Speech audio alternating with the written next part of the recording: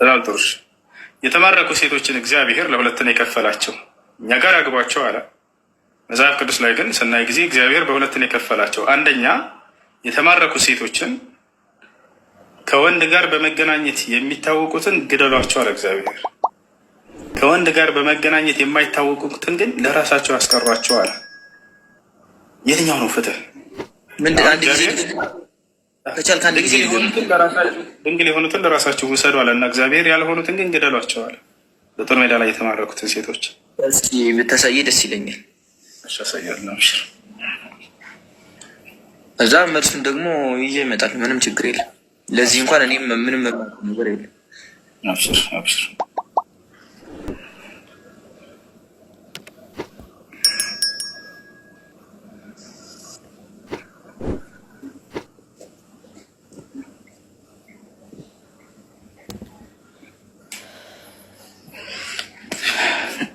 እሺ እንግዲህ ያውና ሴቶች ከተማረኩ በኋላ እኛ ጋር አግባቸው ይላል። እዚህ ጋር እግዚአብሔር ምን ይላል? አሁን እንግዲህ ከልጆቹ ወንዱን ሁሉ ግደሉ አለ።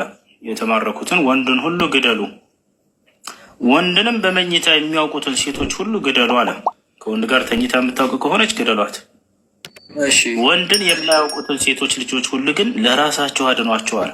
ለራሳቸው ውሰዱ፣ አግባቸው አይደለም ያለ የሙሴ ሕግ እኮ። ይህን እግዚአብሔር ያዘዘው አይደለም ሙሴ ለእስራኤሎች የሰጣቸው አላዘዘም። እሱ አትግደል የሚል እንደውም አለ።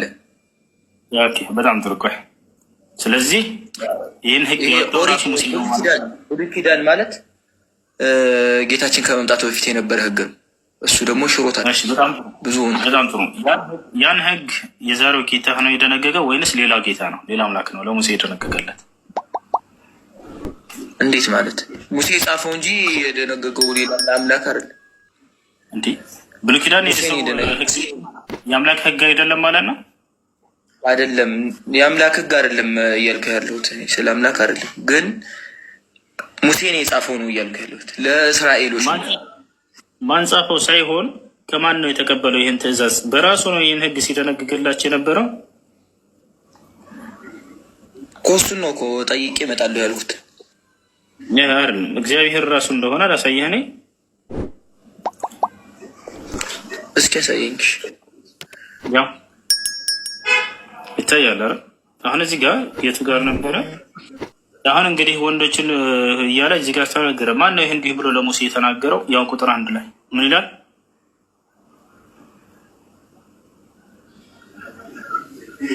ቁጥር 1 ላይ እግዚአብሔር ሙሴ እንዲህ ብሎ ተናገረው። ስለዚህ እግዚአብሔር ነገር ነው። እግዚአብሔር ተናገረው እንጂ እንደዚህ ብለህ ጻፍ ብሎ አላለውም። እስኪ የት አለ የሚለው አሳይ። ተናገረው ማን ነው? ተናገረው እኮ ነው የሚለው እኮ። ተናገረው ማን ነው? የተናገረው ይሄን ንግግሩን ያስቀምጥልህ እኮ ነው። እሺ እግዚአብሔር እንዲህ ብሎ ተናገረው። እሺ ስለዚህ በጦር ሜዳ ላይ ስለተማረኩ ሴቶች ሲነግረው ምን አለ? ከድንግል ያልሆኑትን ከወንድ ጋር በመገናኘት የሚታወቁትን ግደሏቸው አለ። ከወንድ ጋር በመገናኘት የማይታወቁትን ደግሞ ለራሳቸው አለ። እንትን ማልልህ ከሆነ ከመጀመሪያው ጀምሮ ታነበው ትችላለህ። ህግ ይሄ እኮ እንትን ነው። ታሪክም እኮ አለ። የታሪኳን ትንሽ ኃጢአቷን እያያዛችሁ እኮ ነው። ይሄ ትእዛዝ እየሰጣቸው እኮ ነው ወገናችን። ያውና እግዚአብሔር እየተናገረው ነው ለሙሴ። ሙሴ ደግሞ ይሄንን ጻፈ። እንደዚያ ነገር እንጂ ሙሴ ከራሱ አይደለም የተናገረ። ተናጋሪው ማን ነው? ነው ዋናው የቃሉ ባለቤት ማን ነው? ይችላል ያውና ተናገረ እያለ እግዚአብሔር ሙሴን ተናገረው እያለ እኮ ነው። አሁን እኛ ጥያቄያችን እዚህ ጋር ምን እንደሆነ ታውቃለህ?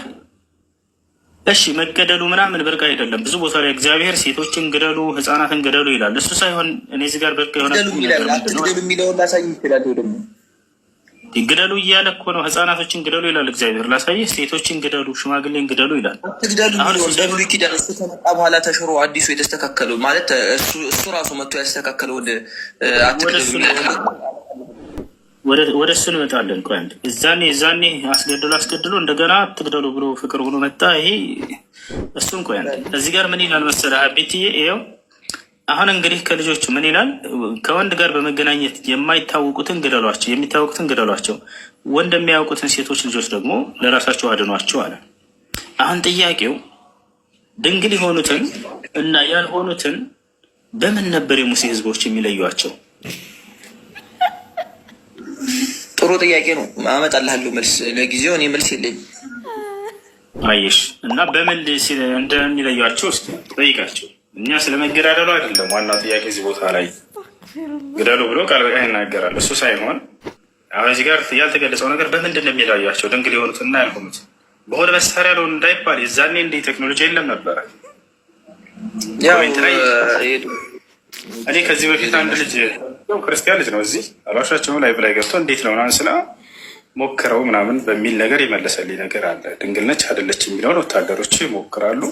ከዛ ድንግል የሆኑትን ለራሳቸው ያስቀራሉ፣ ያልሆኑትን ደግሞ ይገሏቸዋል፣ ግደሉ እንደተባሉት ማለት ነው። አላህ ያለም ብቻ። አንተ ለማንኛውም ይሄን መልሱን ይዘህ ትመጣለህ። ችግር የለም። የሻቢት ሌላ ጥያቄ ያለ ካለ መቀጠል ይችላል። ሰላም አለይኩም። ወአለይኩም ሰላም ወራህመቱላሂ ወበረካቱ። ሰላም ነው። ሰላም ነው። የሆነ ጥያቄ ነበረኝ። እሺ በረመዳን ውስጥ ያኔ ሰው በጅናባ መጦም ይቻላል? በረመዳን ውስጥ ነው በጅናባ ማለት ተሚስቱ ጋር ተገናኝቶ መጦም ይችላል? ሳይታጠብ ነው? ችግር የለውም። ነገር ግን ለሱብሂ ሶላት ሲል ተነስቶ መታጠብ አለበት። ትጥበቱም እየያዘው ከጾሙ ጋር ሳይሆን ጀናባ ሱብሂ ነው እንጂ ያኔ ጦሙ ችግር የለውም። ጦሙ ይሆናል ማለት ነው። ጾሙ ይሆናል፣ ከጾሙ ጋር አያገናኘውም። እሺ ደግሞ ሌላ ጥያቄም አለኝ። እሺ እኔ በልጅነቴ ነበር የሰለምኩት 7 ዓመት እንደዚህ ከእናቴ ጋር ማለት ነው። እሺ ያሰለመ ሰውዬ ይጠጣል፣ ያን ይሰክራል ምናምን በቃ። እኔ ግን ልጅ ነኝ የዛን ጊዜ ምንም አላውቅም። በቃ በሱ ነው ሻሃዳ ያዝከው ምናምን ነው ያሉኝ ቤተሰቤ፣ እናቴ ማለት ነው። እኔ ግን አሁን እሰግዳለሁ፣ ጦማለሁ፣ ሙስሊመኛ አምዴላ። ይሆናል አይሆንም ነው እሱ? እሺ ይሆናል። አንተ በህፃነት እድሜ ላይ በማታውቅበት ጊዜ ላይ ከዚያ በኋላ በኢስላም ላይ ችግር የለም። ከዚያ በኋላ በኢስላም ላይ ጸንተሃል። በየሶላቱ ላይ የምትል የሻሃዳ ቃል እሱ እንደ ሻሃዳ ይሆናል። እሱ ለምን አድሚን አታደርገው? የእኔም ጥያቄ ነው። ለምን እንዳላደረግኩሽ እስካሁን በጣም እያሰብኩት አይደለሁም። በቃ ከአሁን ጀምሬ ላስበው። ካልኩሌተር ላውጣ፣ አንድ ጊዜ ጠብቅኝ እንዳስበው። የት ነው ያለው? በኋላ ለከማትስ ትምህርት አልወድም ነበር። በቃ ትቼዋለሁ፣ አላስበውም። እሺ ጥያቄ ያለ ቀጥል። ሰላም አለይኩም ኡስታዝ። ወአለይኩም ሰላም ወረሕመቱላሂ ወበረካቱ። ሰላም ነው። አልሐምዱሊላሂ ረቢል ዓለሚን አርረሕማኒ ረሒም ማሊኪ የውሚዲን ኢያከ ነዕቡዱ ወኢያከ ነስተዒን اهدنا الصراط المستقيم صراط الذين أنعمت عليهم غير المغضوب عليهم ولا الضالين.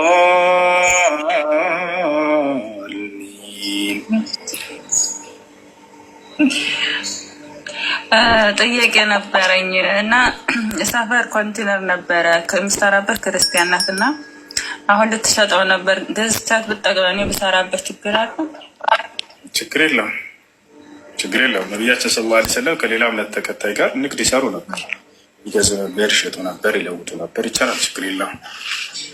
እሺ ሁለተኛ ደግሞ መስገጃ ሆነ ቤት ውስጥ የምንሰግድበት የሆነ ብልጭልጭ ነገር ቢኖረው ያሰግዳል ወላ? ትኩረትሽን የሚወስድና የሚሰርቅና ከሶላቱ ትኩረቱ ውጭ እንዲያስወጣሽ የሚሆን ባይሆን መልካም ነው እና ልሙጥ የሆነ ጨርቅ ላይ ሰግጃ ጀራ ላይ እንትን ስገዱ ምንም አይነት ስዕል ምናምን የሌለበት ስዕል ሳይሆን ብልጭልጭ ነገር አለው እንደ አበባ ሆኖ ግን ያብለጨልጫል።